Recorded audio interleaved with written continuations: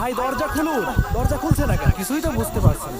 না, আমি দরজা খুলবো না, আমি নিজেকে শেষ না, দরজা ভেঙে ফেলে দিলাম। হ্যাঁ ঠিক আছে। আমি আজকেই জীবন শেষ করে দেবো, এই জীবন আর রাখবো না। আরে এ ভাই কি করছেন আপনি? ছাড়ুন ছাড়ুন, আপনি এসব কি করছেন? হুজুর, আমার বিবি মারা গেছে হুজুর, আমি আর বাঁচবো না। হ্যালো, আরে তুই টাকা হাওলা দিয়েছিলি ঠিক আছে, এখন টাকা ফেরত দেবো কিনা দেবো সেটা আমার ব্যাপার। ফোন রাখ।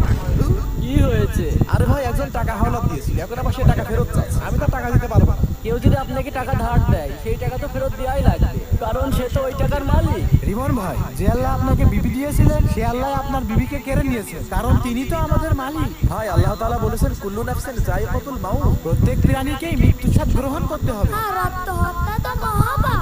হ্যাঁ বাবা তুমি একদম ঠিক বলেছো। ভাই আল্লাহর দেওয়াই সুন্দর জীবনকে উপভোগ করুন আর আল্লাহর ইবাদত বন্দেগী করতে থাকুন।